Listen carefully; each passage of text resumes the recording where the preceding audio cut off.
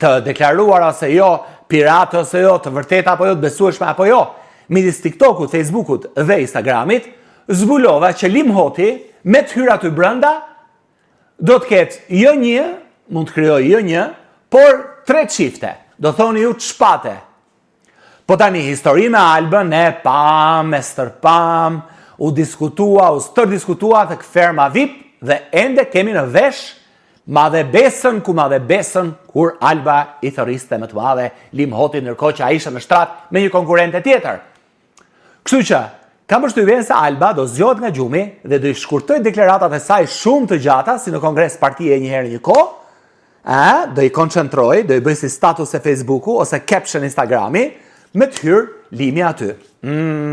Ndoshta Limi rikthehet për t'i kthyer besën Albës. Por, çfarë thuhet? Thuhet dhe kjo tjetra, që Limi ka patur një histori hiç më pak e hiç më shumë se sa me divën e OnlyFans, vajzën poliglote Bia Khalifa. Kjo është e vërtet. Ato kanë patur një histori roz me njëri tjetrin. Kështu që Limi nga një na bëhet me 2 histori aty brenda.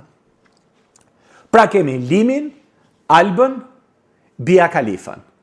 Limi, Alba, Bia Khalifa. U bë 3 këndçi. Po kur bëhet 3 këndç, pse mos ta bëjmë 4 këndç? Kush mund t'jetë tjetër? Së shumë e thjeshtë, çifte 2 nga 2. Londrimi Klodi, Edi Dolce, Toni Bia Khalifa. Kemi 3 këndsh deri tani. Kemi Limin, Albën, Bia Khalifën, po kush mund t'jetë ajo që bën 4 këndshin? Është Benita, sepse përflitet se gjithashtu Lim Hoti ka patur një histori, nuk e dim sa gjatë, sa romantike apo jo, por ka një flirt, një lidhje, një gjë, me njëri tjetrin, një kafe, një llafe, një muhabet, një tutje të hu, me Benitën. Kështu që imagjinoni pak, në qoftë se të gjithë të merrohen nga çiftet, aty do të kemi jo një 3 këndësh, por një 4 këndësh.